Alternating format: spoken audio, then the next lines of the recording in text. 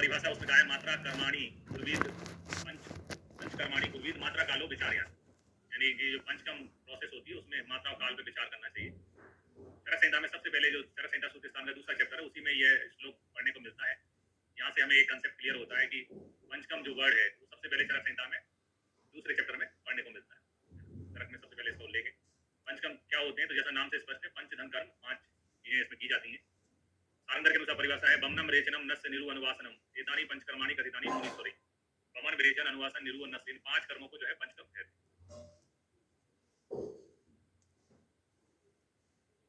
अष्टाहृदय ने बताया पंचदा शोधनम च तत् निरुहो बमनम काय सिरो रेको अस्त्र विसुति, है ना। यानी कि जो 5 चीजें होती हैं पंचकम जिसे कहते हैं उसको शोधन भी बोल सकते हैं, पंचदा शोधन भी कह सकते हैं उसको। इसमें निरु आता है, बमन आता है, काय विरेचन और सिरो विरेचन यानी दोनों नस्य और जो है विरेचन आता है। और यहाँ पर शब्द इस्तेमाल किया गया अस्य विसुति, तो जो है इन्होंने यहाँ पर अस्य विसुति यानी रक्त मोक्षण को पंचकम पंच जो शोधन होते हैं उनके अंदर बताया हुआ है, अष्टांग ने बताया हुआ है, जिसको अस्य विसुति यानी हम रक्त मोक्षण कहते हैं उसको बताया हुआ है केवल अष्टांग ने। फिर आते हैं श्लोक भाव प्रकाश का। भाव प्रकाश में है प्रथमम बमनम पश्चात विरेक अनुवासनम एतानि पंचकर्माणि निरु नावरम तथा। तो जो है यहाँ पर उन्होंने कहा है कि प्रथम बमन, उसके बाद में विरेचन अनुवासन और निरु और नावन ऐसे करके 5 चीजें पंचकम कहलाती हैं। अब हमारे पास एक प्रश्न है कि रक्त मोक्षण को क्या हम इसमें काउंट कर सकते हैं, मान सकते हैं? तो इसके रक्त मोक्षण को नहीं मानना या नहीं मानना जो है ये संप्रदाय पर डिपेंड करता है। जैसे चरक जो काय चिकित्सा के काय चिकित्सा का ही पार्ट है पंचकम, उनके अनुसार पंचकम शरीर शोधन की प्रक्रिया है जिसके प्रयोग से रोग उत्पादक मल दोष सिस्टम कहते हैं या विजातीय द्रव्य है और आधारणीय पदार्थों को शरीर को प्राकृतिक और समीपस्थ मार्ग से बाहर निकाला जाता है। यानी कि जो हमारे शरीर में नेचुरल और ओपनिंग होती है, जैसे हमारा मुंह है, बुद्ध द्वार है, वहां से दोषों को निकाला जाता है। और समीपस्थ, जैसे अमाशय में दोष होते हैं तो समीप में मुख रहता है तो गमन कराते हैं, पूर्वाशय में दोष होते हैं उदा से बस्ती या विरेचन कराते हैं। ये एसेंशियल परिभाषा है पंचकम में, प्राकृतिक एवं समीपस्थ।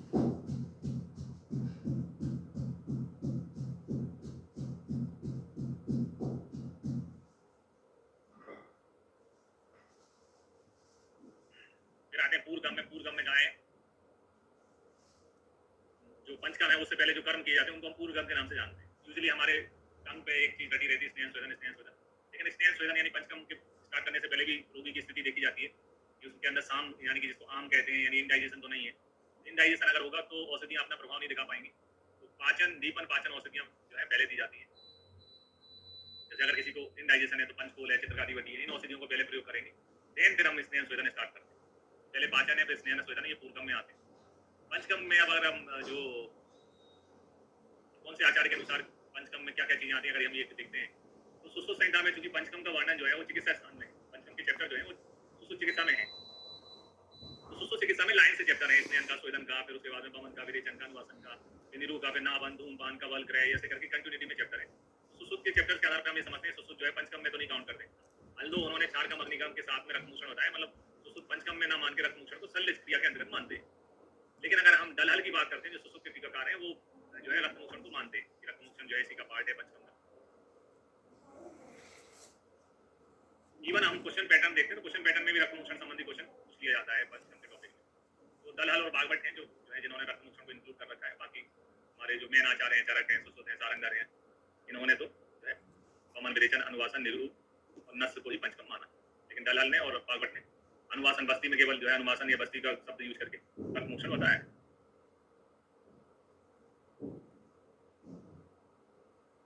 अब आते हैं पंचकम में प्रयोज्य कर्मों की परिभाषा। तो चरक कल्प स्थान में हमने पढ़ा था दो सारणम ऊर्ध्व भागम बमन संज्ञम, ऊर्ध्व मार्ग से दोषों को बाहर निकालना बमन कहलाता है।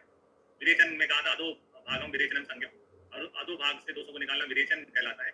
लेकिन अगर हम अधो भाग से विरेचन कह देते तो जो हम नस्य जो होता है उसके लिए जो सिरो विरेचन शब्द यूज करते हैं वो फिट नहीं बैठता, नस्य को सिरो विरेचन भी कहते हैं। इसलिए आगे चल के श्लोक लिखा हुआ है उभयवा, यानी कि अधो मार्ग से दोषों को निकालना, उभयवा यानी दोनों मार्गों से दोषों को निकालना, ये जो है उसको अपन विरेचन कहते हैं। ये लिखा है कि काय विरेचन और सिरो विरेचन 2 चीजें होती है। उभयवा यानी कि अधो भाग से दोषों को निकालना विरेचन कहलाता है। इसके अलावा ऊर्ध्व और अधो दोनों भाग से दोषों को निकालना भी विरेचन में आता है, जैसे काय विरेचन होता है, सिरो विरेचन होता है। बस्ती न दिए थी बस्ती, यानी जिस प्रोसेस में हम बस्ती मार्ग द्वारा द्रव औषधियों को अंदर प्रवेश कराते हैं उसको हम बस्ती कहते हैं। नस्य की बात करते हैं तो नस्यम तद कथ्यते ही नासा ग्राह यद औषधम, यानी नासा छिद्रों से दी जाने वाली चूर्ण या है ना। द्रविड़ औषध को नस कहते हैं, नासा चित्रों से दी जाने वाली चूर्ण द्रविड़ औषध को क्या कहते हैं, नस कहते हैं। फिर आते रक्त मोक्षण में। रक्त मोक्षण में गाय शरीर के किसी स्थान विशेष से रक्त का निकालना जो है रक्त मोक्षण कहलाता है। इसकी दो विधियां होती है, आशस्त्रगत और शस्त्रगत, दो विधियां होती हैं। तो प्रारंभ में दो विधियों में रक्त मोक्षण की दो विधियां यानी दो टाइप्स हो जाते हैं। अशस्त्रगत यानी इसमें किसी शस्त्र का प्रयोग नहीं किया जाता है। श्रृंग बात दो उसमें श्रृंग है, ठीक है। तो मैं इसको याद कराने के लिए बोलता हूँ, श्रृंग को सिंह पढ़ता हूँ। जैसे युवराज सिंह है, रणवीर सिंह है, रणवीर सिंह है, सिंह की क्या की जाती है, बात की जाती है, यार उसने ऐसा कर दिया, इसने ऐसा कर दिया। सिंह की क्या चलती है, बात चलती है। जलोका में जा जल आता है, जा और ला, जल जो है वो पिया जाता है। जल क्या है, पिया जाता है। पित्त में पा से पित्त दोष में जलों का यूज होती है। और अलावू जो है, अलावू कहते हैं लौकी को। आपकी मर्जी चले या ना चले, मम्मी तो लौकी काट ले, लौकी को काटती है। अलावू यानी लौकी जो है वो काटी जाती है। घर में आपको पसंद आए नहीं कहा है, लौकी तो लाके रहती मम्मी, लौकी काटी जाती है। ये सिंबल फंडे इसलिए आपको समझाए जा रहे हैं कि आपके दिमाग में आ जाए। सिंह, सिंह की बात की जाती है, सिंह की बात। जल पिया जाता है, पिया। अलावू जो है काटा जाता है, काटा। अलावू यानी अलावू काटी जाती है, काटा जाता है। ऐसे करके इनको याद रखना है। फिर आते हैं आशस्त्रगत में। आशस्त्रगत में आते हैं, आशस्त्र में दो आते हैं, एक शिराभेद आता है, दूसरा प्रच्छान आता है। तो जब पूरे सर्व शरीर में दोष होते हैं तो शिराभेदन कराना चाहिए, और रक्त में दोषों के पिंडीभूत होने पर जो है प्रच्छान कराना चाहिए। तो ये भी हमारे जो है टेक्निक को सूट कर जाता है। सर्व सिरा, सिरा वैसे पूरे शरीर में होती है। सा से सर्व, सा से सिरा, पा से प्रच्छान, पा से पिंडीभूत, है ना। दोषों के पिंडीभूत होने पर जो है हम प्रच्छान कराते हैं। प्रच्छान का मतलब जैसे अभी अपन को ब्लड शुगर करना होता है तो अपन थोड़ा सा सुई चुभाते हैं, वहां से ब्लड निकल आता है। वैसे किसी एक स्थान पे घर्षण करके जो है थोड़ा सा इससे मार्क कट से, हल्के से मार्क से वो उभार करके अपन ब्लड को निकालते हैं, वो प्रच्छान कहलाता है। फिर पंचकर्म चिकित्सा के सिद्धांत क्या है, आचार्य सुश्रुत ने पंचकर्म चिकित्सा के सिद्धांत दिए हैं। उनके अनुसार दोषा क्षीणा भृत्वा, क्षीण दोषों को बढ़ाना चाहिए। दोषा क्षीणा भृत्वा, कुपिता विस्मृत्वा, कुपित दोषों का प्रशमन करना चाहिए। कोई नाराज है तो उसको नाराज नहीं छोड़ते हैं, उसको समन करते हैं, उसको गुस्सा शांत करते हैं, क्योंकि आपका दूसरों का भी नुकसान कर देते हैं। कुपिता विस्मृत्वा वृद्ध्या निरत्वा, दोष जो है बड़े हुए दोषों को निरत्वा यानी बड़े हुए दोषों को बाहर निकाला जाता है। बड़े हुए नहीं रहते तो अपन बढ़ाते हैं, अपन स्नेहन कराते हैं, स्वेदन कराते हैं, दोषों को पिघलाते हैं, कोष्ठ में बुलाते हैं, कब उसके लिए आहार खिलाते हैं, है ना। फिर वमन कराते हैं, तो बड़े हुए दोषों को निकाला जाता है। और समा परिपालित हुआ, जो सम अवस्था में उनको वैसी परिपाल यानी उसी अवस्था में रखा जाता है। यह जो है पंचकर्म चिकित्सा के सिद्धांत है। जोड़े बनाने के रूप में मैच द फॉलोइंग में भी इसका क्वेश्चन बनाया जा सकता है। फिर भाई पंचकर्म, इतना हवा क्यों हो रहा है, और हर चीज छोड़ के बस लोगों की जबान पे पंचकर्म क्यों रटा हुआ है, या फिर पंचकर्म पीजी के बाद में कौन सी ब्रांच चाहिए, तो या तो पंचकर्म बोलते हैं, या फिर कई लोग जो है शल्य बोलते हैं, या फिर श्रुति बोलते हैं। तो पंचकर्म का इम्पैक्ट क्या है, उसके लिए आचार्य चरक में एक सूत्र है, दोषा कदाचित कुप्यंती जिता लंघन पाचनई, जिता संशोधनई तू ना तेसाम पुनरुद्भवा। यानी सपोज एक पेशेंट है जो स्किन डिसीज का पेशेंट है। अब स्किन डिसीज में अगर अपन ने केवल जो है उसको औषधियां दे दी, गंधक रसायन, नारोगतनी बटी और खतरा रिस्ट वगैरह उसको दे दिया, हो सकता है उसका स्किन डिसीज ठीक हो जाए, लेकिन कुछ दिनों बाद या कुछ सालों बाद उससे वापस से रिपीट हो जाए, है ना। दोषा कदाचित कुप्यंती जिता लंघन पाचन, यानी कि जो समन औषधियां होती है उनके माध्यम से जो दोष है वो वापस से कुपित हो सकते हैं।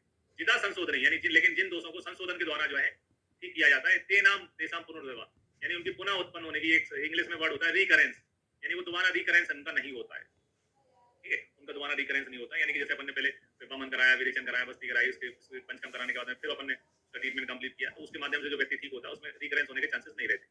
तो वैसे तो मैं श्लोक याद करने को नहीं बोलता, और क्या होता है आमतौर पर जैसे आप किसी भी इंटरव्यू में घुसते हैं तो जो आईएएस ऑफिसर बैठे रहते हैं उनको तो कुछ पता नहीं रहता आयुर्वेद के बारे में, पंचकर्म जरूर सुन रखा होता है। तो पहले क्वेश्चन होता है पंचकर्म क्या है, पंचकर्म में पंच महाभूत में क्या संबंध है, तो वो तो अपन समझ चुके हैं कि है ना, वमन द्रव्य जो है वो अग्नि वायु आकाश प्रधान होते हैं, और है ना विरेचन द्रव्य पृथ्वी जल प्रधान होते हैं।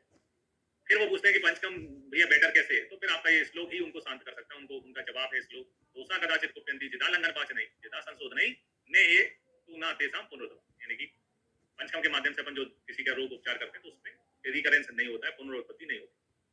फिर आए पंचकर्म एक प्रोसेस है, प्रोसेस जब भी होती है कोई भी, है ना, तो उसके बाद में हमें बहुत सारा परहेज का ध्यान रखना पड़ता है। वो ड्यूरेशन जो होती है परहेज को ध्यान, अपत्य से दूर रहने की, पत्य का सेवन करने की जो पीरियड होता है उसको परिहार काल के नाम से जाना है।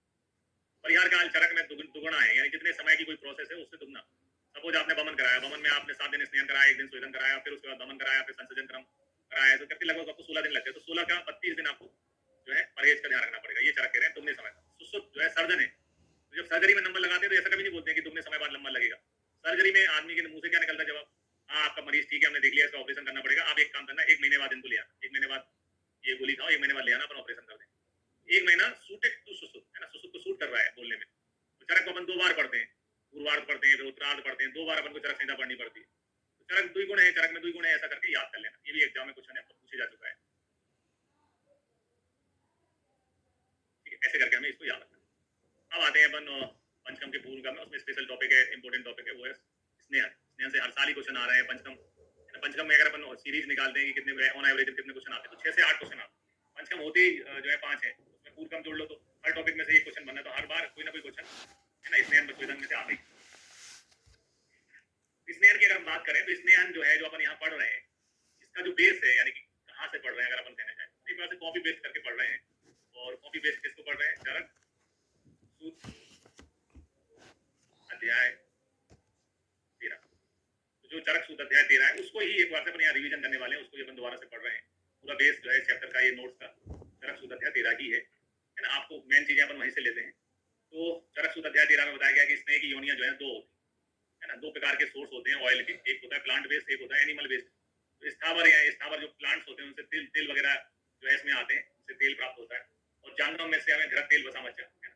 जैसे कई लोग वीगन हो जाते हैं तो एनिमल सोर्स की चीजें भी छोड़ देते हैं ना। जैसे वेजिटेरियन एक ग्रुप है जो कि है ना केवल साग सब्जियां खाता है, जो है डेयरी प्रोडक्ट यूज करता है। एक नॉन वेज होते हैं जो मांस है ना, मछली मटन चिकन ये सब खाते हैं।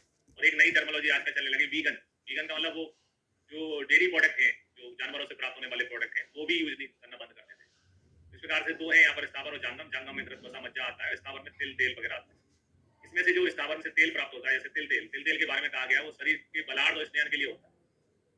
यानी कि जैसे आज आप मार्केट में जाते हो तो आपको खाने के लिए तेल चूज करना पड़ता है कि कौन से तेल का खाना खाना है मुझे, है ना। तेल बहुत इंपॉर्टेंट रहता है।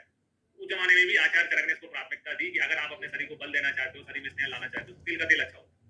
और आपका अगर उद्देश्य ये है कि आप अपने शरीर में से मल को, कब्जियत को दूर करना चाहते हो, विरेचन कराना चाहते हो, तो उसके लिए एरंड तेल श्रेष्ठ होता है। तो तेल दोनों ही श्रेष्ठ हैं, लेकिन कैटेगरी अलग है। तेल जो है वो शरीर को बल पहुंचाने के लिए और स्नेहन के लिए श्रेष्ठ है, और एरंड तेल जो है विरेचन के लिए श्रेष्ठ है, विरेचन कराने के हिसाब से। स्नेहन कराने के हिसाब से एरंड तेल यूज नहीं होता, विरेचन के लिए यूज होता है। फिर आते हैं दूसरे जो सोर्स वाले हैं स्नेह के भेद, वो 4 है। अब यहाँ पे बहुत सारे बच्चे मुझे कमेंट बॉक्स में या फिर जो है आपका व्हाट्सएप में पूछते हैं, सर स्नेह के प्रकार आएंगे, स्नेह के भेद आएंगे, तो 2 आंसर लगाना है कि 4 आंसर लगाना है? देखो, जब तक वो योनि भेद से ना पूछे, योनि भेद से कितने होते हैं स्नेह के प्रकार, योनि भेद से कितने होते हैं, योनि भेद से पूछेंगे तो 2 आंसर है। योनियां 2 है, प्लांट सोर्स और एनिमल सोर्स। योनि भेद से पूछेंगे तो 2 आंसर है।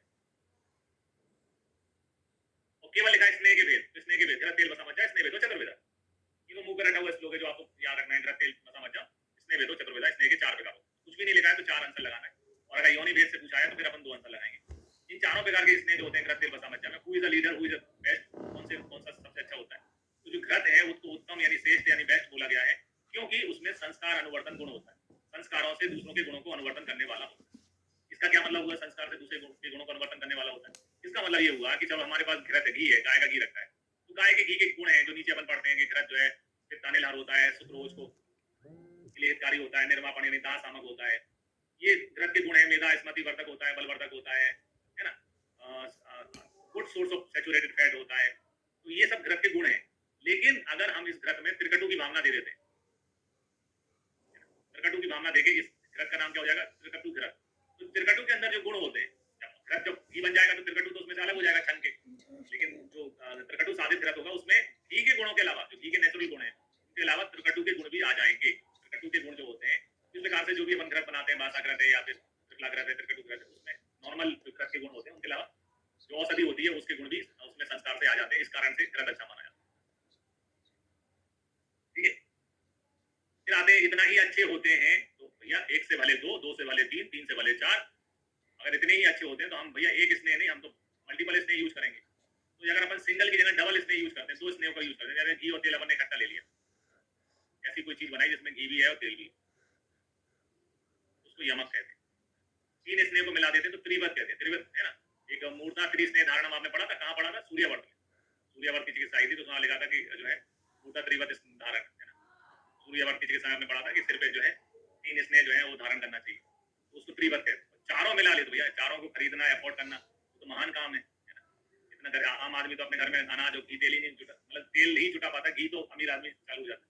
चारों चीजें तो भैया वो तो हमारे लिए महान है। तो ये संज्ञाएं जो है दी गई हैं, 2 स्नेहों को यमक कहते हैं, 3 को त्रिवत कहते हैं, 4 को महान कहते हैं। अगर आपसे पूछ ले किसने दी है, ये संज्ञाएं किसने दी, तो ये संज्ञाएं सबसे पहले भागवत में अष्टांग हृदय में अपन को पढ़ने को मिलती है। अष्टांग हृदय ऑप्शन में नहीं है, तो अष्टांग हृदय के अलावा यही चीज जो है सारंगन ने भी बताई है कि 2 को 2 स्नेह को यमक कहते हैं, 3 को त्रिवत कहते हैं, 4 को जो है महान कहते हैं। ये जो है भागवत के अलावा सारंगन ने भी बोला हुआ है। अब आते हैं सबसे इंपॉर्टेंट जो है, एक होता है कि नॉलेज के लिए पढ़ना, एक होता है कि एग्जाम के लिए पढ़ना। ये वाला एग्जाम के हिसाब से है, क्योंकि हमारे पास एग्जाम में 4 ऑप्शन होते हैं, A B C D. Examiner के पास A B C D option तैयार है, बस उसको एक लाइन लिखना है, एक शब्द लिखना है कि यह कौन से स्नेह का लक्षण है, स्नेह का गुणधर्म है, तो वो क्वेश्चन बन जाएगा। घृत के लिए लिखा है घृत पित्त अनिल हर। पित्त और अनिल को दूर करने वाला होता है। अनिल का मतलब होता है वायु, और पित्त तो आप जानते हो। तो घी जो है वैसे वीआईपी चीज है, मतलब साधारण लोग नहीं घी अफोर्ड कर पाते, वीआईपी है। तो पित्त अनिल हर है, और रस से लेके शुक्र ओज के लिए हितकारी है, मतलब हमारी धातुओं को बढ़ाने वाला होता है। इसमें सबसे बड़ा इंपॉर्टेंट जो शब्द है जो आपको याद रखना है वो है हितम। अगर अपन ये 4 स्नेहों में से किसी स्नेह के पास एबिलिटी है हितम शब्द लिखवाने की, तो घी है। जैसे माँ बाप भी अपने बच्चों को पढ़ाने के लिए, बीएमएस कराने के लिए छोटी सिटी से बड़ी सिटी भेजते हैं। तो मुझे अभी भी याद है कि हम लोग ये टिफिन कहीं से भी लगा लो, लेकिन मम्मी पापा समझाते थे कि भैया टिफिन तो आएगा लेकिन उसमें घी अपने घर का लगाना है रोटी में, है ना। तो हितकारी होता है घृत। निर्वापण एक शब्द होता है जिसका मतलब होता है दास आमन, है ना। निर्वापण किसका गुण है, एग्जाम में पूछा जाता है। तो निर्वापण जो है घृत का गुण है। घृत जो है वो दास आमक होता है, जलन होती है उसको दूर करने वाला। जैसे सद्दोत घृत है, शुक्र जो रस और ओज को बढ़ाने वाला घृत कौन सा है, तो कल्याण घृत है ना। संवर्धन घृत है, यहाँ पर अपन नाम भी लिख सकते हो, कल्याण घृत है। निर्वापण और निर्वापण में दूसरा कौन सा होता है, तो निर्वापण है ना। सद्दोत और सहस्त्र दोत घृत होता है, वो इसका उदाहरण है। स्वर वर्ण प्रसादन कौन सा घृत होता है, तो बसा है ना, बासा घृत इसका उदाहरण है। हम लोग बासा तो अपने उसके लिए काम करेगा, कांच के लिए बचादी घृत आता है ना, बचादी घृत इसका उदाहरण है। तो जैसे हमें किसी चीज को कोई काम करना होता है ना, तो अपन ड्यूटी लगा देते हैं कि ये काम ऑफिस में ये राम करेगा, ये श्याम करेगा, ये रमेश करेगा। तो वैसे ही जैसे इसके गुण हैं घृत के कि वह शुक्र रस शुक्र है, ओज को के लिए हितकारी होता है। जैसे कल्याण घृत है, बला घृत है। निर्वापण वाले में सत्व घृत हो सकते हैं, स्वर वर्ण प्रसादन में बचादी घृत हो सकते हैं।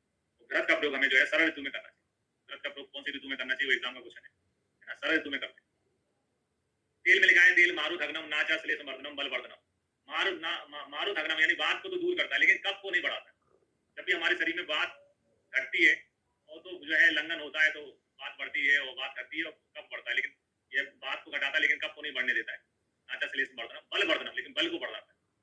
बल को तो आप समझते हैं, जैसे पहलवान लोग हैं, बला तेल है, बला तेल जो है बच्चों की मालिश कराते हैं ताकि उनका बल हड्डियां मजबूत हो जाए, तो बल वर्धक होता है तेल। त्वचा के लिए हितकारी होता है तेल, है ना। त्वचा के लिए हम तेल है, तेल का यूज करते हैं। स्थिरकर होता है। और तेल योनि विशोधन, योनि का विशोधन करने वाला होता है। जैसे योनि का विशोधन करने वाला कौन सा तेल अपन पढ़ते हैं, सेंधवादी तेल। योनि सूल में काम में आता है सेंधवादी तेल।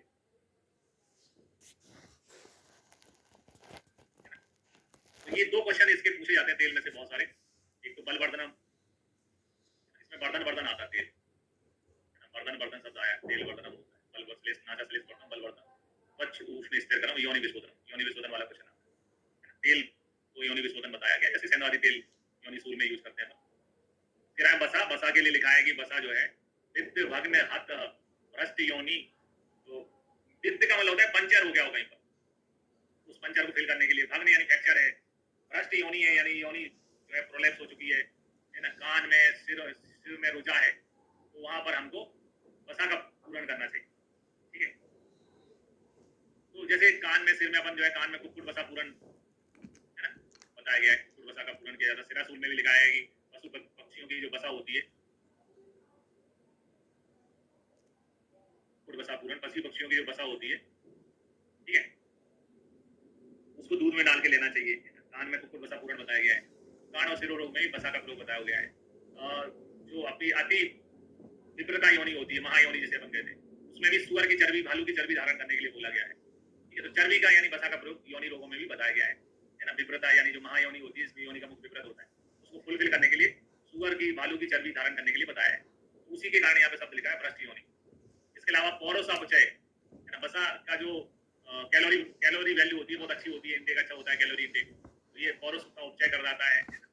और व्यायाम, जो व्यायाम वगैरह करते हैं, एक्सरसाइज करते हैं, ऐसे लोगों को तो जरूरत ही होती है ना, खूब एनर्जी की जरूरत होती है, जो फौज में होते हैं, एथलीट्स होते हैं, इस कारण से पौरस अपचय करने वाली है व्यायाम इससे बसा, जो व्यायाम लवर हो, एक्सरसाइज लवर हो, उन लोगों को बसा का प्रयोग करना चाहिए। ठीक है। तेल अपन प्रावट ऋतु में यूज करते हैं क्योंकि प्रावट में बात का प्रकोप होता है, और बसा जो है, बसा और मज्जा जो है माधव, इसको बैसाख कहते हैं, या दूसरी भाषा में बसंत कह सकते हैं, है ना, बसंत ऋतु में जो है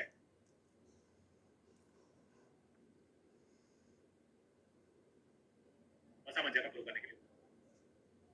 फिर आते मज्जा, है ना, मज्जा के लिए लिखा है कि मज्जा जो है एक तो बल का, मतलब मज्जा छठवीं धातु भी होती है, आप समझ जानते हैं छठवीं धातु भी होती है, एक तो बल को बढ़ाती है मज्जा, दूसरा शुक्र को बढ़ाती है, तीसरा रस को बढ़ाती है, चौथा कफ को बढ़ाती है, पांचवा मेद को बढ़ाती है, छठा मज्जा।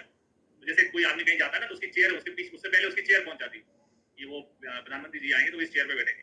जैसे मज्जा ने अपनी चेयर बना ली, मज्जा छठवीं धातु है ना, मज्जा कौन सी है, छठवीं धातु है।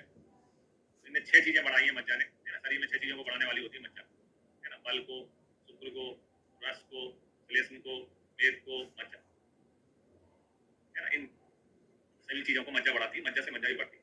और विशेष रूप से अस्थियों को बल प्रदान करती है, अस्थियों को बल प्रदान करती है। इसके लिए कहा गया विशेष रूप से अस्थियों को बल प्रदान करती है, वो मज्जा धातु है, अस्थियों को बल प्रदान करती है। बसा मज्जा जो है वो ये शरीर में कफ को दूर करते हैं, इसलिए इनको बसंत ऋतु में इनका यूज किया। जिन लोगों को ये समझ में नहीं आ रहा है कि बसा मज्जा कैसे कफ को दूर करेंगे, जिन लोगों को ये समझ में नहीं आ रहा है कि बसा और मज्जा ये तो हैवी होते हैं, कि हमारे शरीर में जाके कफ को कैसे दूर करेंगे, उनको पूरा डाइजेस्टिव सिस्टम जैसे रिपीट करना पड़ेगा।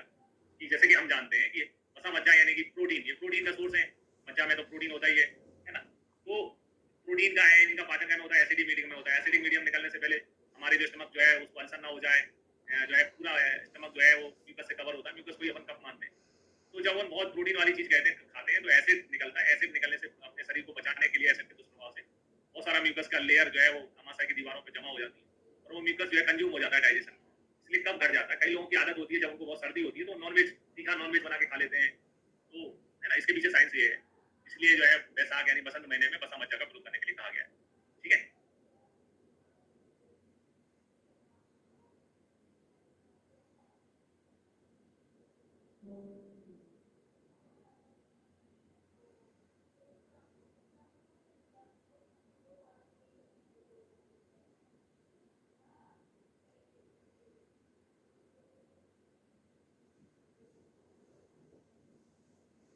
ठीक है।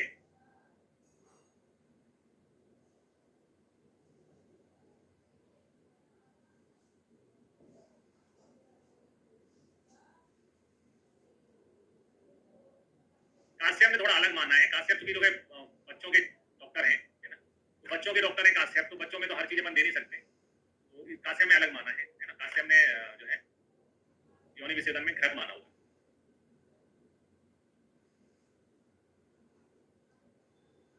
काश्यप में जो है योनि विच्छेदन में घृत बता हुआ।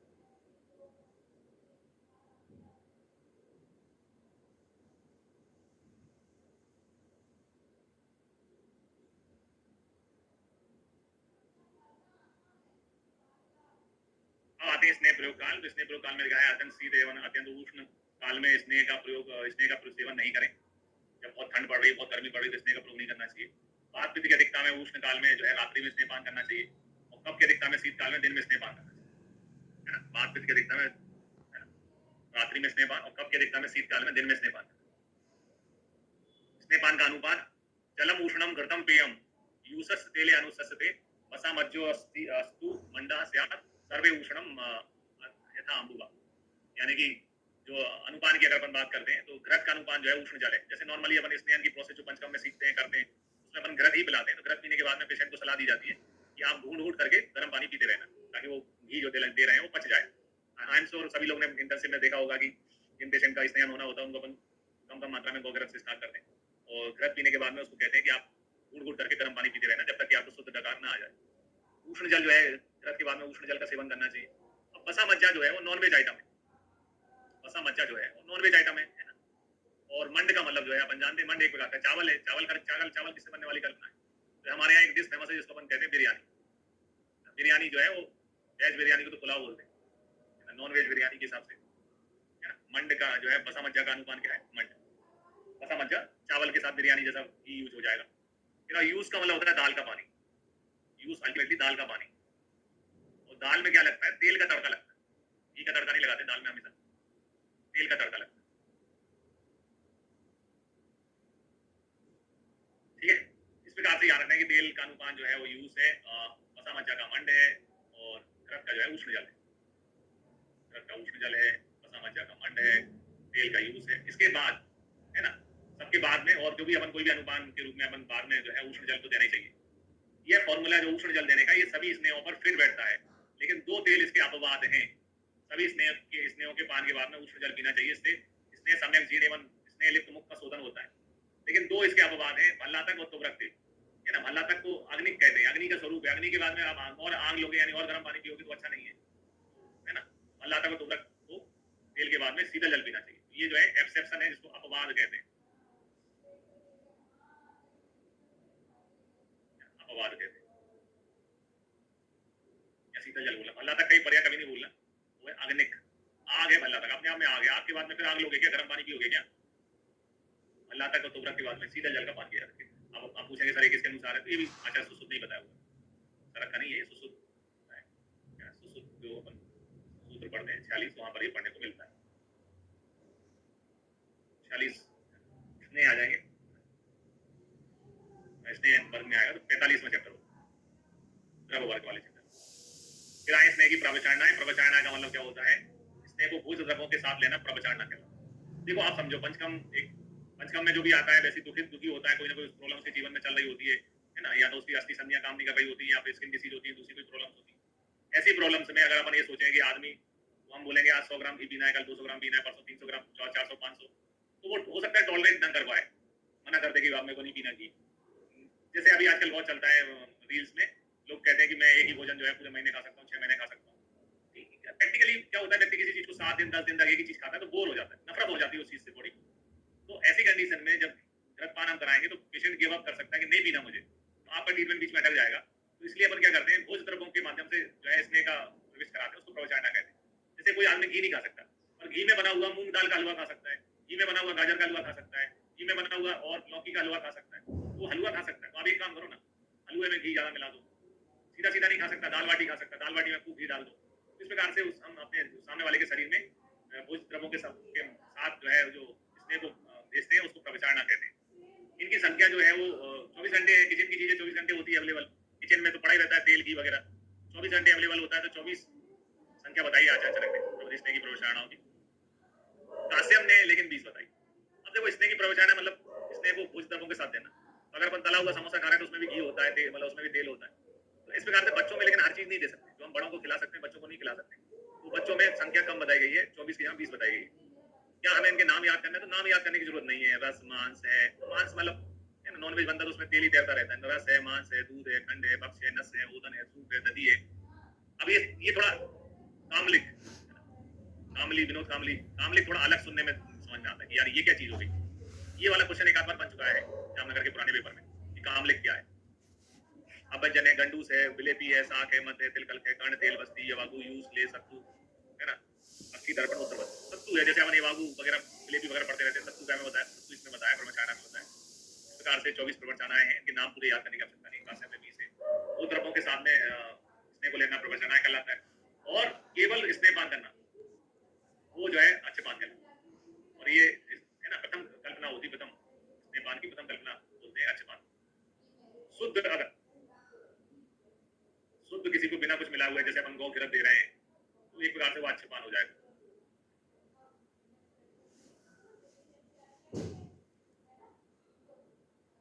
अब आते हैं रसों के संयोग से प्रवचारणा है। तो रसों के संयोग से नहीं होती है।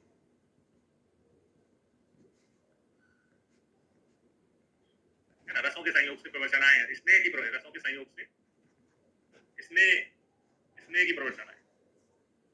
कभी कभी क्या व्यक्ति कंफ्यूज हो जाता है, रसों के संयोग से 64 प्रकार की प्रवचनाएं बताई हैं। वो होती है 63, एक अच्छेपान ऐसे मिला के 64।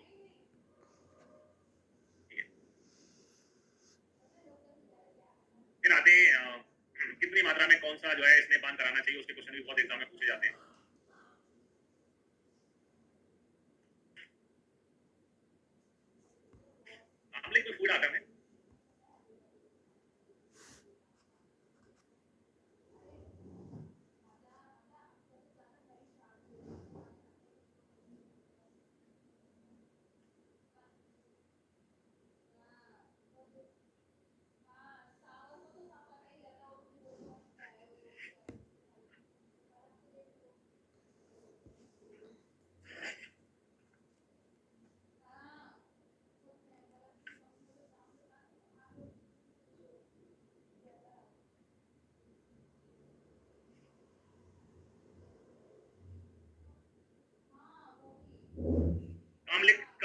और उड़द को खूब कूट कर दही खटाई नमक और तेल मिलाकर बनाया जाता है। तिल और उड़द से बनता है।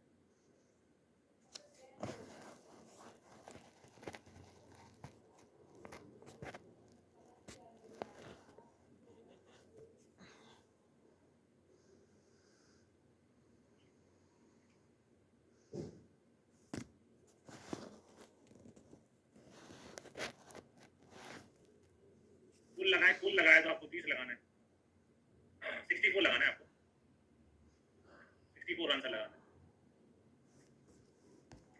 64 आंसर है।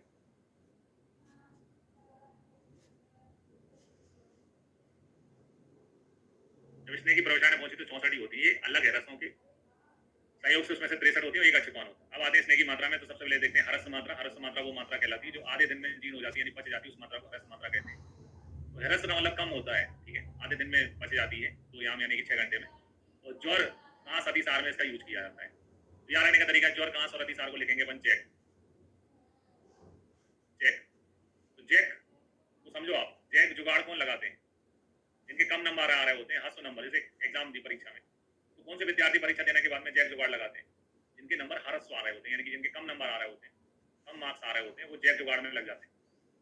कम नंबर आ रहे हैं जिनके, ये कहावत है कि वो जैक जुगाड़ में, जैक लगवाएंगे कहीं से, जुगाड़ लगाएंगे, जैक है ना, ज्वर कांस अतिसार ऐसे करके याद करते हैं। इसके अलावा अवस्था की बात करते हैं तो मंदाग्नि में, रिक्त गोष्ठी, बालक वृद्ध सुकुमार और अवर बल में, इनको जो है कम बल है ना, इन लोगों में अपन को हस्त मात्रा देना चाहिए। ऑब्वियस है, बूढ़ा व्यक्ति है, छोटा बच्चा है, तो उसमें अपन कम मात्रा ही देंगे। मध्यम मात्रा में अपन को ये समझना, मध्यम मात्रा वो मात्रा होती है जो पंचकर्म में यूज होती है। नीचे मैंने लिखा है कि मंद विवंसा बोलते हैं इसको, सुपूरक स्नेह एवं शोधन के लिए स्नेह की जो मध्यम मात्रा यूज होती है उसको मंद विवंसा भी कहते हैं। मध्यम मात्रा हमेशा जो है शोधन के लिए यानी पंचकर्म के लिए यूज होती है। मध्यम मात्रा वो होती है जो एक दिन यानी 4 याम यानी कि है ना, बीचों को 12 घंटे में पच जाती है, उसको मध्यम मात्रा कहते हैं। क्षुद्र कुष्ठ में यानी कि स्किन डिसीज में, यहाँ पर क्षुद्र कुष्ठ मैंने बहुत शॉर्ट में लिख दिया, बुक में अगर अपन देखते हैं तो स्किन डिसीजों के नाम भी लिखे रहते हैं, जैसे आरुष है, स्पोर्ट है, पीड़िका है, कंडू है, पामा, ये सब जो है लिखा रहता है। मतलब आप समझे इसको, भैया ये मैंने क्षुद्र कुष्ठ शब्द श्लोक में नहीं लिखा है, श्लोक अगर अपन पढ़ने जाएंगे अगर चरक में, यहाँ पर अरुष लिखा है, मतलब क्षुद्र कुष्ठ अरुण का होती है, क्षुद्र कुष्ठ में आती है, अरुष लिखा हुआ है, अरुष के बाद में स्पोर्ट लिखा हुआ है, स्पोर्ट के बाद में यहाँ पे पीड़िका लिखा हुआ है, पीड़िका के बाद में कंडू लिखा हुआ है, पामा लिखा हुआ है। ये पूरा का पूरा जो है वो अक्षुद्र कुष्ठ में काउंट हो गया, और उसके स्पोर्ट, कंडू, पीड़िका, पामा वगैरह ये क्षुद्र कुष्ठ में आ गए। इसके अलावा कुष्ठ में, प्रमेय में, बात रखते हैं। अब कुष्ठ की चिकित्सा क्या है? 3 दिन में अपन नशा देते हैं, 6 महीने में रक्तमोक्षण कराते हैं, और 15 दिन में वमन कराते हैं, 1 महीने में विरेचन कराते हैं। तो कुष्ठ की चिकित्सा तो संशोधन होती है। प्रमेय में स्थूल में संशोधन कराते हैं, कृष्ण में जो है संस्मरण चिकित्सा होती है।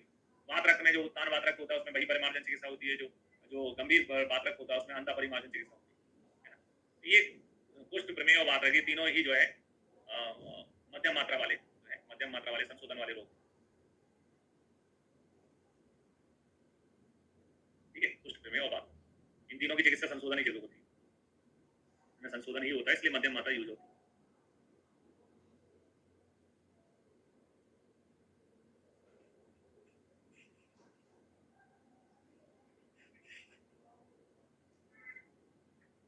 ठीक है,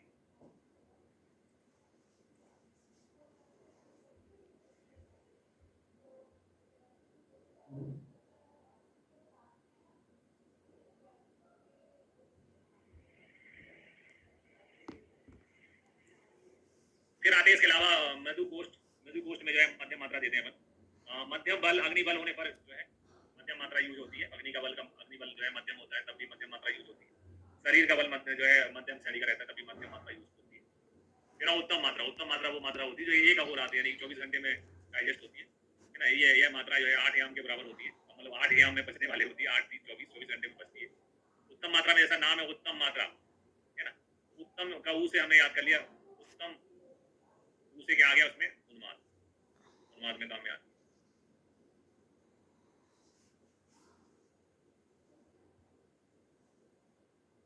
मात्रा से आगे यहाँ पे मूत्र, जैसा इसका नाम है, नाम से 2 याद कर लो, उत्तम मात्रा।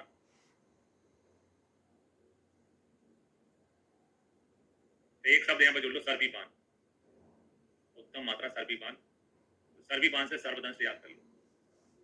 अब इतना याद हो गया तो सरदार खुश हुआ।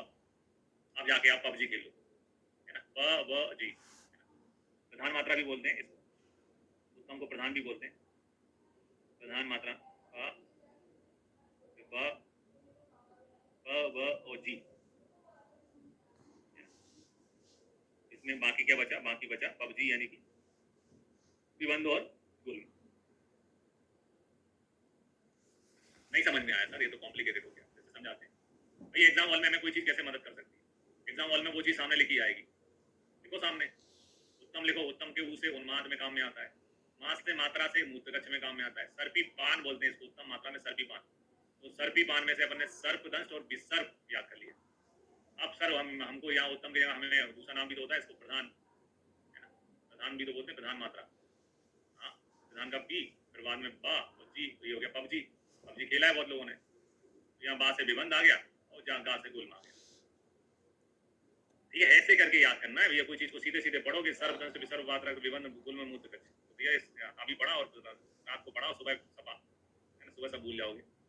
कोशिश करना है कि ऐसे अपन थोड़ा टिपिकल तरीके से याद रखें ताकि दिमाग की एक्सरसाइज हो, हमें याद आए एग्जाम हॉल गुल में, और है ना विबंध क्वेश्चन पूछा भी गया है। इसके अलावा तीक्ष्ण अग्नि, जिसमें शरीर का बल जो है टेस्ट होता है, तब भी अपन उत्तम मात्रा देते हैं। इसके अलावा प्रभूत नित्य प्रभूत स्नेह से भी, जो नित्य जो है स्नेह का सेवन करते हैं, डेली इनको स्नेह की आदत होती है, तो उनको कम मात्रा से कोई फर्क पड़ेगा नहीं, प्रधान मात्रा देनी पड़ेगी। शुद्ध पिपासा आतव सभा, जो शुद्ध पिपासा आतव को सहन कर जाते हैं, ठीक है, उनको भी अपन को उत्तम मात्रा देनी है। प्रधान मात्रा के लिए लाइन है एग्जाम में आती है, प्रधान मात्रा दोषानुकर्षणी, दोषों का अनुकर्षण करती है, दोषों को बाहर निकालती है। सर्व मार्ग अनुसरणी, सभी मार्गों में प्रवेश कर जाती है। बल्या पुनर्वा अवकारी, शरीर इंद्रिय चित्ता, शरीर इंद्रियों में चेतना प्रदान करने वाली होती है। तो कौन सी मात्रा जो है दोषानुकरणी होती है? एक क्वेश्चन है एआईपीजीडी 2022 में पूछा गया है। तो प्रधान मात्रा दोषों का अनुकर्षण करने वाली होती है, दोषों को कम करने वाली। फिर आए हसी हसी मात्रा, इसने परीक्षार्थ, इसने की परीक्षा के लिए भी मात्रा यूज होती है कि आपको घी सूट करेगा कि तेल सूट करेगा कि नहीं करेगा। अब जैसे कोई स्किन डिसीज का है पेशेंट है, अब हमको पंचतिक्त घृत जो है उसको देना है। हमने सोचा घृत का से स्नेहपान कराते, स्नेहन कराते, उसको यहाँ पंचतिक्त घृत से स्नेहन कराना है। और पंचतिक्त जैसा उसका नाम है ना, पंचतिक्त, सारी औषधियां उसमें कड़वी हैं।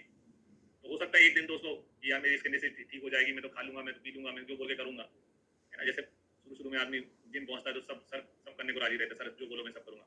तो 4 दिन से बोलना मेरे से ये नहीं हो रहा, वो नहीं हो रहा। तो वैसे ही जो है पेशेंट बाद में डिनाई कर सकता है कि नहीं सर मुझे तो घी पिला दो, मेरे से ये पंचतिक्त घृत तो नहीं पिलाया जा रहा है। तो परीक्षार्थ अपन जो है कम मात्रा में किसी को देते हैं, उसको हसी हसी मात्रा कहते हैं। इसने परीक्षार्थ हस्त से भी कम मात्रा में दिया जाता है, जो 2 याम से भी कम समय में जीर्ण हो जाए उसको हसी हसी मात्रा कहते हैं। तो एज अ परीक्षण के रूप में कि भैया ये आपकी बॉडी को सूट कर रहा है कि नहीं कर रहा है, इसने की मात्रा जो दी जाती है उसको हसी हसी मात्रा कहते हैं। सैंपल वेस्ट जो होती है वो हसी हसी मात्रा। ठीक है, ब्रेक लेते हैं, ब्रेक के बाद में फिर बाकी अपन स्नेह से संबंधित जो टॉपिक है उसको फुलफिल कराना, यानी कि जो है कौन कौन सी व्याधि में कौन से स्नेह का प्रयोग बताया गया है उसको हम समझते हैं। सबसे पहले बात करते हैं स्नेह में जो श्रेष्ठ है घृत की। घृत जो है वात पित्त प्रकृति और वात पित्त रोगों में यूज करना चाहिए हमको। जैसे अपन ने पहले भी देखा था घृत वात अनिलहर होता है, तो वात पित्त रोगों के लिए वात पित्त प्रकृति के लिए अच्छा है। छछीर में घृत जो है बहुत लाभकारी है। उस घृत का नाम अगर हम सोचते हैं तो घृत का नाम जिसको छछीर में देते हैं उसका नाम है अमृतप्रास घृत। नाम याद कर लेंगे तो याद रखना आसान हो जाता है। छछीर में यूज होता है अमृतप्रास घृत।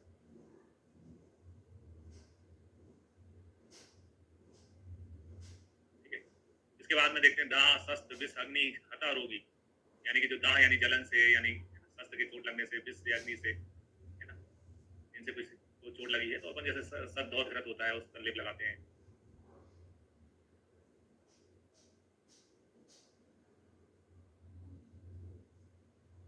ठीक है, इसके अलावा सुकुमार है, बलवण स्वर का प्रसाधन है, तो सुकुमार बलवण को बढ़ाने वाला बचा घृत है। बला घृत है, स्वर को बढ़ा, स्वर को अच्छा करने वाला बचा घृत है।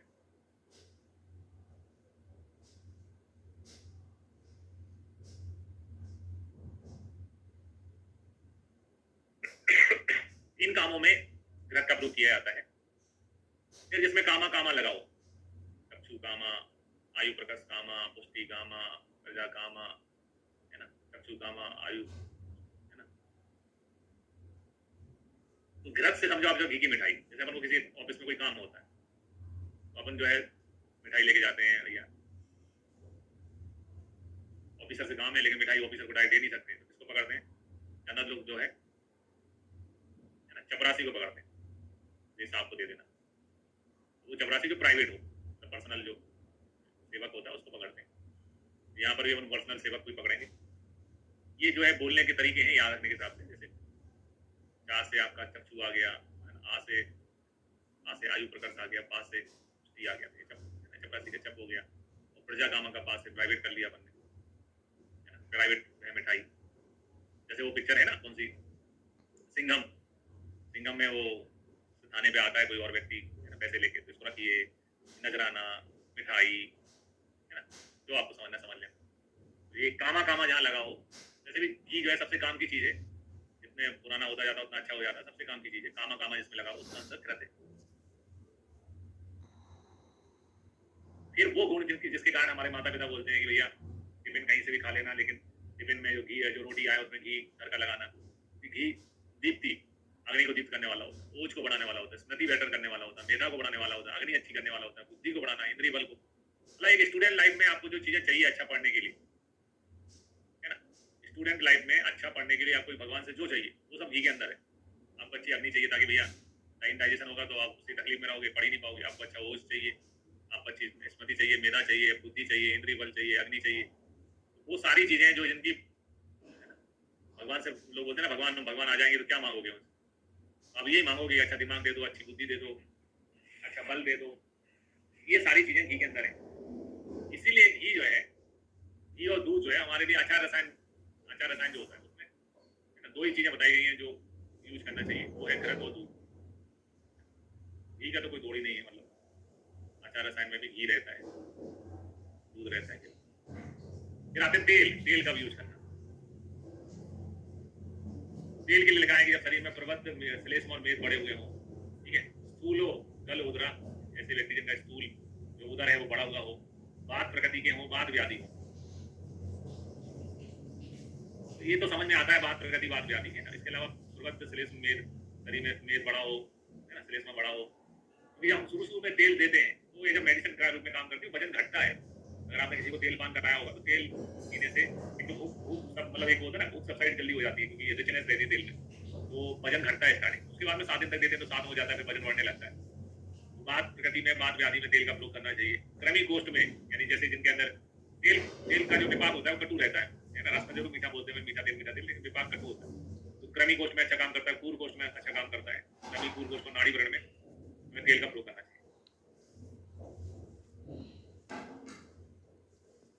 किसी को सुनाई नहीं देता ना, वो बोलते हैं कान में तेल डाल लो। सुनाई नहीं देता तो बोलते हैं कान में, अपने कान में एक काम करो, कान में तेल डालो। सुनाई नहीं देता तुमको? कान में तेल जो है वो एक कहावत है जो अपन सदियों से सुनते आ रहे हैं।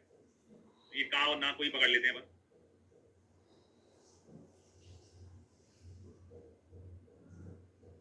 का से क्रमी, का से पूर्व गोष्ठ, ना से नाड़ी, कान में तेल डालते हैं ये अपन, मतलब कहावत है ना। सुनाई नहीं दे रहा है? कान में तेल डाल, कान में तेल, यानी का से क्रमी कोष्ठ में, पूर्व कोष्ठ में, नाड़ी वर्ण में जो है तेल का प्रयोग होता है।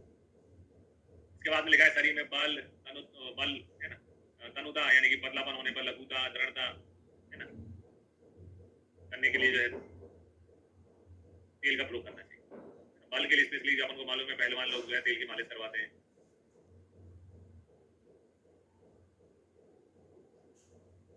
त्वचा में स्निग्धता एवं संलक्षणता के लिए तेल का प्रयोग किया है।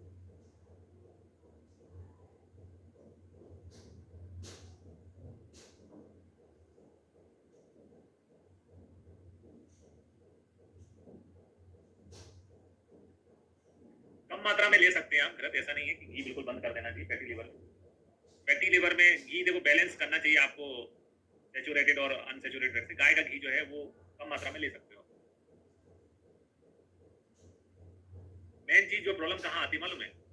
तेल और घी के साथ में क्या होता है, तेल घी उतने नुकसानदायक नहीं होते, लेकिन क्या करते हैं अपन खाने को बार बार गर्म करते हैं। सपोज आपकी मम्मी ने सब्जी बनाई किसी तेल में, वो सब्जी गर्मा गर्म खा लो, आपको उसका तेल का उतना इम्पैक्ट नहीं आएगा, बेकार प्रभाव नहीं आएगा आपके शरीर में। और क्या हुआ, वो सब्जी आपने टिफिन में पैक कर ली, टिफिन के बाद में टिफिन को गर्म किया, या फिर खाना बन गया रखा हुआ है, आपने 2-3 घंटे बाद में खाना खाना चाहा तो आपने दोबारा से गर्म किया। जो तेल वाले आइटम को अपन बार बार जो है गर्म करते हैं वो ज्यादा हार्मफुल है। उसकी ओरिजिनल जो है जो शेप होता है उस समय अगर उसको ले लें तो उतना नुकसान नहीं करता।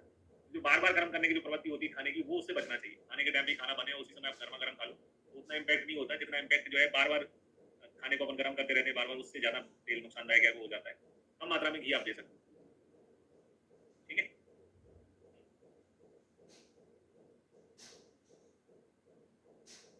कोलेस्ट्रॉल देखो, कोलेस्ट्रॉल कोई नुकसानदायक चीज नहीं होता। हमारी सेल्स जितनी भी हैं वो हमारे शरीर पूरा सेल से बना है, और सेल्स कोलेस्ट्रॉल बनाती हैं।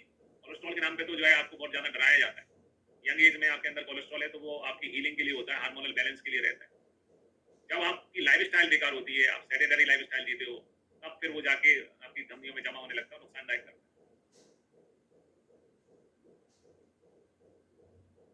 एक ही कंसेप्ट है, देखो कम मात्रा में हर चीज शरीर को चाहिए, बटर भी चाहिए। आप एकदम स्पेसिफिक हो जाओगे। जैसे लोगों ने क्या किया है कि पानी से मिनरल वाटर में चलेगा, मिनरल वाटर से आरओ वाटर पीने लग गए। तो आरओ वाटर पीने वालों को क्या लगता है कि वो अच्छा पानी पी रहे हैं, जबकि उन्हें अपनी इम्यूनिटी खराब कर ली। ठीक है, उसी प्रकार से ऐसा नहीं है कि आपको घी तेल, ये जो हमारी सभ्यता संस्कृति सालों से चली आ रही है, तो सभ्यता संस्कृति में घी तेल खाया जाता था, तो संस्कृति बनने में 2-3 हजार वर्ष लगते हैं, तो वो बेकार नहीं थी। और इंसुलिन की खोज तो अभी 100 साल पहले हुई है। तो क्या हमारी सुसु संहिता तो ईसा से दूसरी शताब्दी में लिखी गई, चरक संहिता तो ईसा से 200 साल पहले लिखी गई। तब का मधुमेह, उस समय में उन्होंने मधुमेह नहीं बताया, मधुमेह तब भी था। इंसुलिन तो अभी 100 साल हुए इंसुलिन की खोज हुए। तो हमारी सभ्यता संस्कृति में, हमारे साहित्य में हर चीज बहुत पहले से व्याख्यान है। जब आपको कोई प्रॉब्लम ऐसी हो जो पुरानी हो, तो उसके सॉल्यूशन पुराने तरीकों से ढूंढने चाहिए। और जो प्रॉब्लम आपकी नई है तो फिर टेक्नोलॉजी की तरफ में चलना चाहिए। ये जो बीमारियां हैं, कोलेस्ट्रॉल है या फैटी लिवर है, ये आज की नहीं है, ये सदियों से लोगों को होते आ रहे हैं। तो हमारे ट्रेडिशनल जो फूड है, जो फूड कल्चर था, जो हमारे है कि हमारे घर पे बैठते नहीं है, निठल्ला कभी नहीं बैठा जाता है, काम करना चाहिए, व्यक्ति को एक्टिव रहना चाहिए। आप स्वस्थ अच्छा खाना खाने के बाद में भी खाना खा के सोओगे, खाना खा के लेते रहोगे, खाना खा के कोई भी काम नहीं करोगे तो भी आपको बीमारियां होना। और आप कहीं का भी खाना खाओ, पूरे दिन एक्टिव रहो, उसको कंज्यूम करोगे तो भी कोई बीमारियां नहीं होना। ठीक है, अच्छा खाना खाएं, गुड फैट वाला खाना खाएं, और जो एनिमल जो फैट है उससे बचें। नॉन वेज से जो फैट मिलती है वो ज्यादा नुकसानदायक है। वनस्पति अपना जो है तेल घी में दोस्त निकाल दे रहे हैं, उससे उतना आपको नुकसान नहीं होता। जो आपको नॉन वेज खाने से जो फैट, एनिमल फैट जो आपके शरीर में जाती है, वो ज्यादा नुकसानदायक है।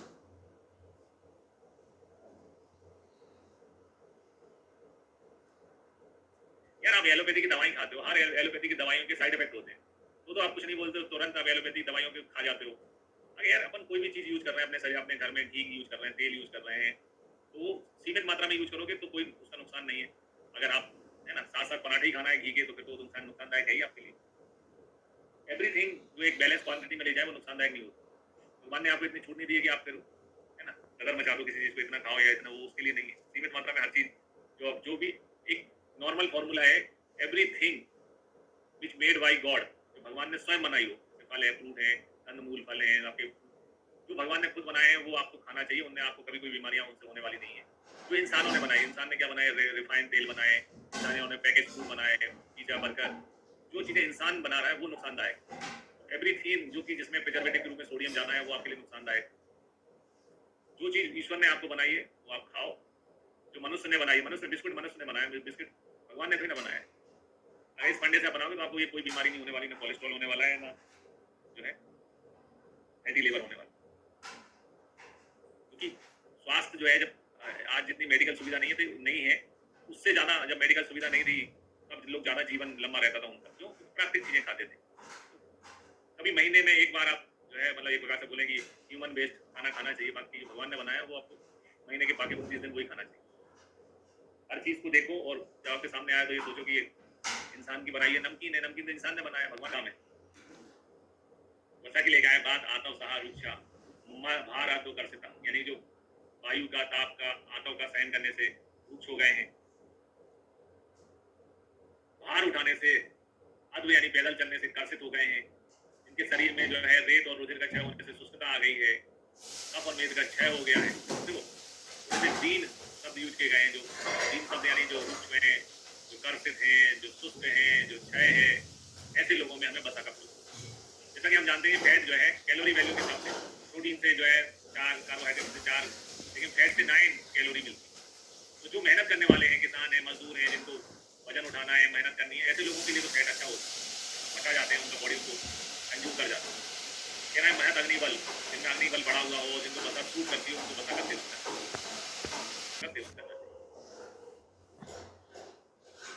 इसके अलावा आए अस्थि संधि सिरा स्नायु मर्म कोष्ठ महारोजा में किसका प्रयोग करना चाहिए, क्वेश्चन पूछा जाता है। तो जब हम बसा को फैट बोलते हैं, शरीर में फैट परसेंटेज ज़्यादा होता है, तो उससे ज़्यादा रोजा यानी पीड़ा देने वाली कोई चीज़ नहीं। कोई भी अपने बॉडी का टेस्ट कराए और बोले कि हमारे शरीर में फैट बढ़ा हुआ है, फैट से ज़्यादा पीड़ा देने वाली कोई चीज़ बनी नहीं है दुनिया में। आपके शरीर में मसल है, प्रोटीन अच्छा है, उससे नुकसान नहीं है। नुकसान किससे होता है? वसा यानी फैट। फैट रोजा देने वाली है, दर्द देने वाली है। महारोजा वाला कोई भी क्वेश्चन आएगा अस्थि संधि स्नायु मर्म पोस्ट में, महारोजा है तो उसका आंसर क्या है? वसा। मसूता अमृत बलवान वायु प्रकोप में जो है वसा का प्रयोग करते हैं। मज्जा में आते हैं, मज्जा कहाँ यूज होती? तो दीपदाग्नि में, अग्निदीप जिनकी हो, एक चीज हो गया अग्निदीप। दूसरा क्लेश को जो सहन कर जाए, क्लेश को सहन करने वाले सिपाही जिनकी ट्रेनिंग होती है, सिपाही है, फौज है, मिलिट्री है, एथलीट है, इनको कब इतनी ज्यादा ट्रेनिंग होती है कि इनको कुछ भी खिलाता है वो पच जाता है। क्लेश को जो सहन करने वाले हैं, 10 मारा जो खिलाओगे सब पचा लेता है, उनका बॉडी